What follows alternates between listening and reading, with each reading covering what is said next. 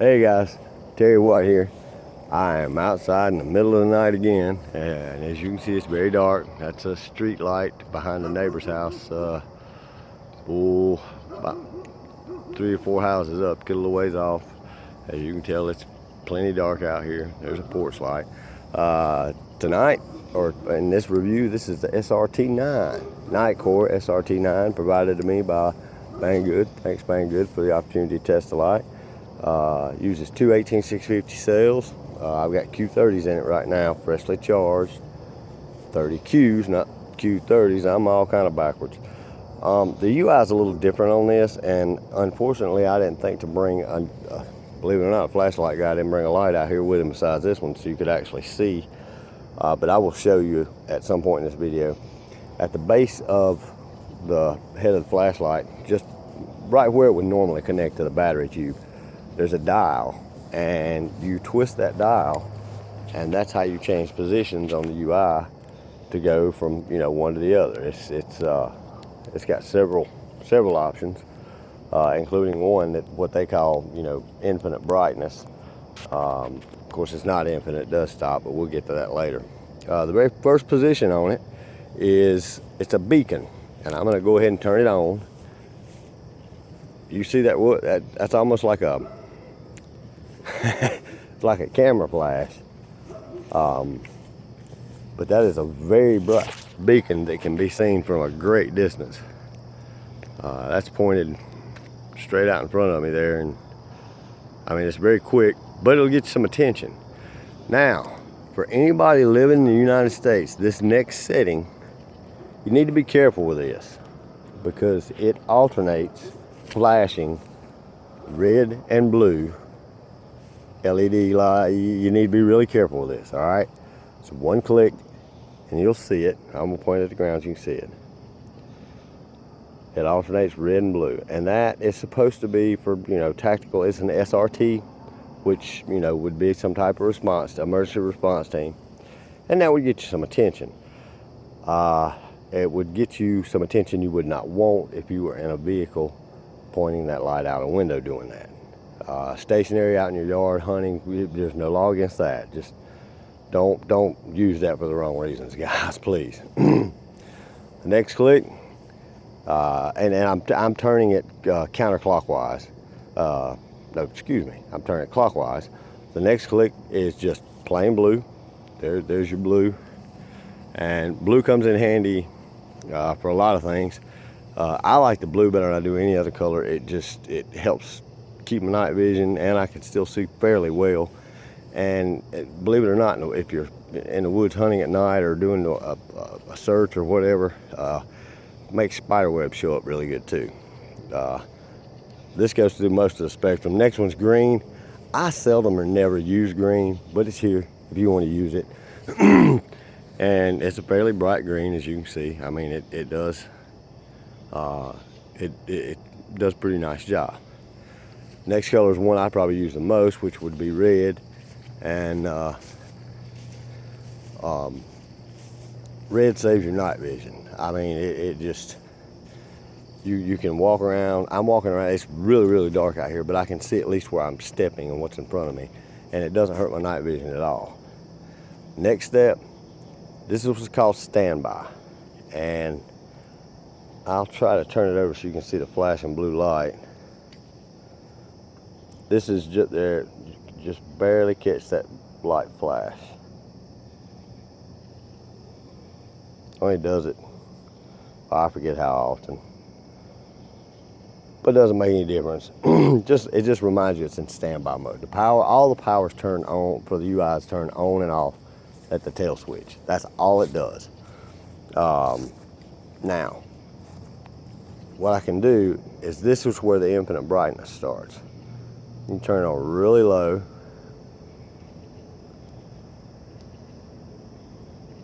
There's another one in here I skipped, but we'll get to that in a minute. Actually, the next click is an ultraviolet light, UV. The only thing I can show you out here is that's true ultraviolet. You see that? See how it made that glow? But you do have a true ultraviolet. I skipped it on purpose. Let's see that blue light flash there and let you know you're in standby. You're just catching a glimpse of it, not much.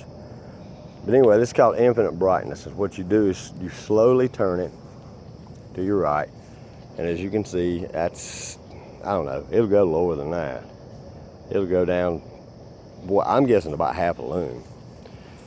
And as you gradually turn it up, it just gets brighter. That's, I'm not even sure how far up that is, but that's probably 300 lumens right there. I'm gonna walk down here so we can shine it at some things I normally do. You guys got an idea. Now this light is not really a stretch out and touch you kind of thrower. It's a really nice flood though. There's the side of my house. I'm, you know, about 30 yards away, but I still got a long ways to go. I can just keep turning it, brightening it up. When you turn it all the way till it clicks, that's its turbo mode. I'm almost as high as it'll go. That's probably 1900 looms right there. I'm not gonna turn it all the way up yet. Now you can see my neighbor's house. I always show you that if I'm out here testing the light. Now that's right at 65, 70 yards from where I'm standing right now. You know, there's the storage areas around the horse, the little small inner pasture there. There's the horse. Now you see what I mean about flood. I mean this, there it is directly in front of me, and you see a nice tight spot there. But see all that spill? I'm trying to back off from it. I mean this thing, it just floods for days. I'm gonna go ahead and turn it all the way up. That's as bright as it'll go right there. That's wide open, and I measured this 3 times to make sure I was right. It's well over what it's rated. It's rated, I think, at 2150 or 2050. I think it's 2150. I got 2600 once. That was brand new, fresh batteries I just put in. 2300. I'm averaging about 2100 as long as I keep, you know, well-charged batteries. But as you can see, wide open. I mean, you can barely make out that it's hitting the stop sign up there. It's seeing it shine. There's some treetops that are well above my head. That's 35, 40 feet up easily. Nice flood. Now that treetop is 50 yards away. And it's got nice and wide, and that flood beam is. Now, that intersection you see right there, it's not really an intersection, it's just the end of the street that I live on there. And that goes down into nothing but a wooded area, so it's really kind of a dead end almost. That's a cul-de-sac down there. I'm standing 30 yards away from that intersection. You see how wide this beam is? It's got that entire, all that just lit up nicely. Like I said, I can put this, you know, nice tight spot right back in front of me again. But that's just how well this thing floods. And there's the tree lines. I show those all the time when I come out here and I'm demonstrating lights. Just look. I mean, you can see there is a spot in there, but it's just it lights up a very huge look. That's getting the top of that tree, and look down here at the ground. Now the top of that tree is probably 50 feet from the ground, but you see the light spill down onto the ground. There's the top of the tree, there's the ground, and it's getting both. Now it does have, you know, heat protection. It's warming up. I'm not going to let it step down. I'm going to go ahead and back down a little myself. It does have heat protection, so it will start to back down on its own, so it doesn't overheat, doesn't hurt anything, don't cause any issues.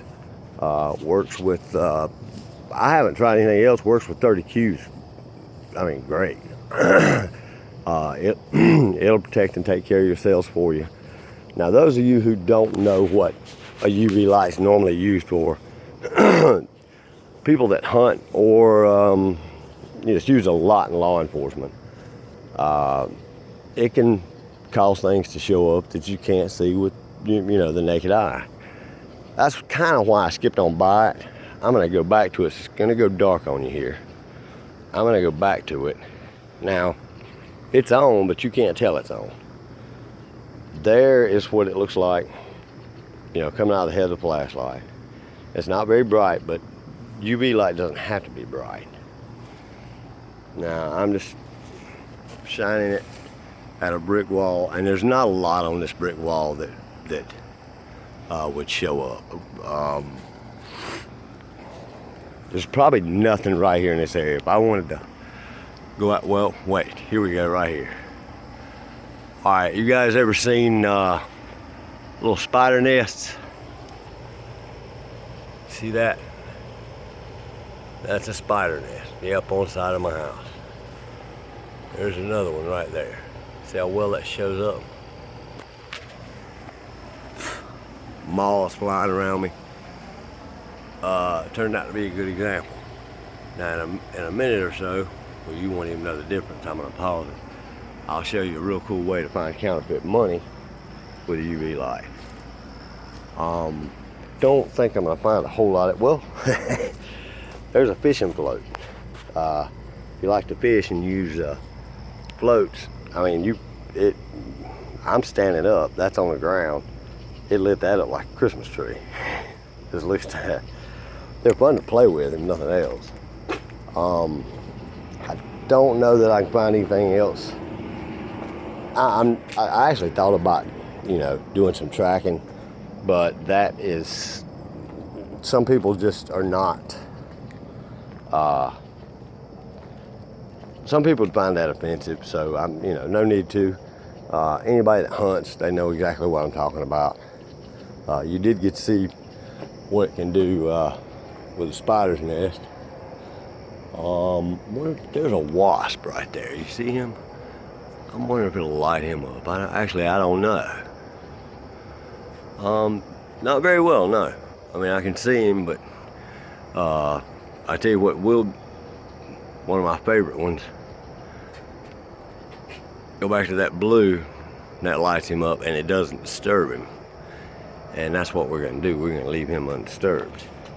Now I'm gonna pause this for just a couple seconds, and I'm gonna go grab a dollar bill or a $20 bill. Let you guys see what else UV can be used for.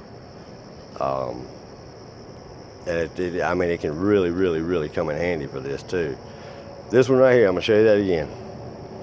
Guys, please, if you live in the United States, you already know, please don't play with that. Give me a couple seconds, I'll be right. Okay, somehow I screwed up, so I'm gonna have to try to edit a couple of different recordings together. Went inside really fast and snagged a 10 off my daughter. She had one. Now, what I'll do is I'm gonna turn it on just in a low level light so you can see it. Much lower level than that. Just a plain old ordinary $10 bill. Now, to help you find counterfeit money, here's what a $10 bill looks like under ultraviolet light. Now, I can't promise you all of it's going to show up on the camera. I don't know that the camera is designed to pick everything up I'd like for you to see. The biggest thing is that strip. See the strip? That strip will show up very easily. There's also a lot of colors that you can't really see because it's having a hard time focusing on UV light. It brings out a lot of colors in the money that you wouldn't ordinarily see. But that strip's the biggest thing. I mean, you can turn UV light on real quick and boom, there it is. It's just a really cool thing to have. Magically, the light came on. No, I just turned my porch light on. There's that $10 bill. Let me put that in my pocket so I don't forget to hang on to it. I was gonna just kind of let you see the UI, the user's interface. Now, the little switch I was telling you about, it's hard to see on the best of cameras, but it's right here. And unfortunately, it's not marked that I can find in any way. So the best thing to do would be, like, I've got this turned all the way to my left, or excuse me, to my right, as far clockwise as it'll go. and that should be the beacon. Actually, turns out that's the strobe. I skipped that. Oh boy, we're having all kinds of fun. Turn it all the way back to the left.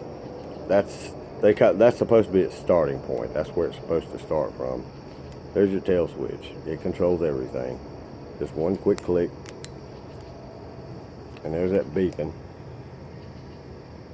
And to change modes, you just turn this switch one click. There's that red and blue light.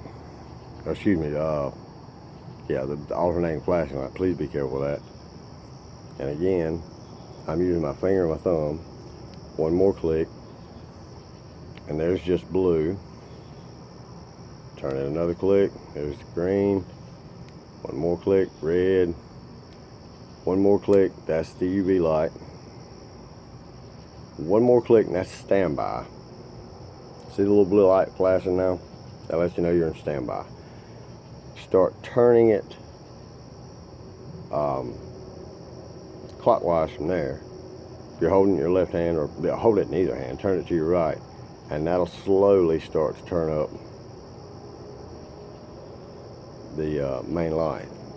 Now it'll if you want to go up really fast, turn it up really fast. Go down really fast, go down. I mean, it keeps up. PWM, I'm shooting this on my phone's camera, and I mean, let me move into a darker area really quick. If there was PWM, you would see it right here horribly on this camera. So if there is any PWM, it's not, I can't notice it at all, none whatsoever. So NITECORE did a good job there. And I did leave out one. As far as the infinite, it's not infinite. When you're turning the light up, when it clicks, that's turbo, that's as high as it'll go. Like I said, it's well over 2200 looms. Your next click is the last part, and that's strobe. And it's, you know, it's pretty nasty strobe now.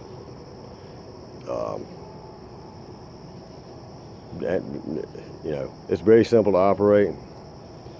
One thing I did leave out, if you want momentary on, just leave your main light set where you want it. That's not all the way up, it's about halfway.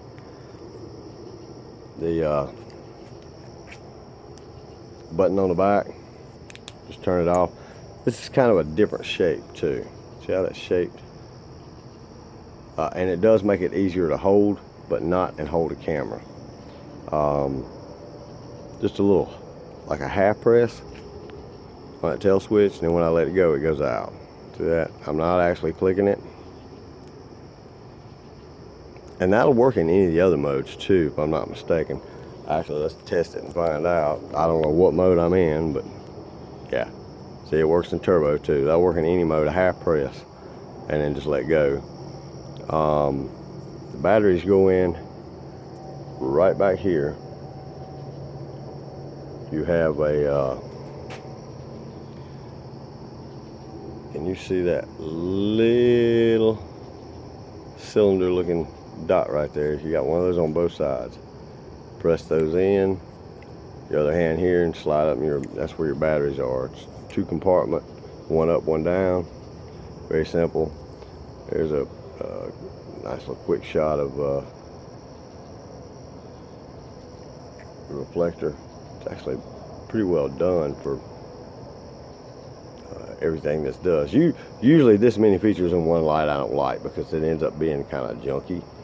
But this thing is extremely heavy, even just, you know, even empty. My chief complaint about it is that belt clip. You can't change it, and which means if you use it, it's lens up. I want my lens down. I don't want my lens damaged, wet, or anything else. That's the business end. I need that, you know, taken care of. The only other complaint that I know of is, like I said, the battery compartment. Sometimes that's a pain to get off and on. Other than that, I can't find any complaints about it. I mean, it's just a nice light. The UI is, there's nothing to learn. All you gotta do is just learn how to turn this dial right here. And like I said, it's not marked. It doesn't tell you anything. You just turn it. Probably the only bad thing, only catch would be if you is knowing what position it's in when you get ready to use it. Because if you don't, you got to twist it until you get the right one. Other than that, this is a great little light. I like it. I like it a lot. It 218-650, so it'll hold up a good little while. And like I said, brightness wise, lumens, I measured it several times. It will do. It's actually underrated a little bit. It according to my calculations and my integrating spheres, both of them, it's well over what it's advertised at. Okay guys, the rest of it's going to be typed up and just some photos. I'm sorry. Hope you enjoyed that. If you have a need for something like this, Banggood's going to offer, I forgot what the percentage off is, but it's a nice little discount on it. Should be available now, in fact. This is a rock solid, really heavy light. This weighs 3 times more than any light I got. But it's a great little light. Love that UV thing. Alright guys, take care.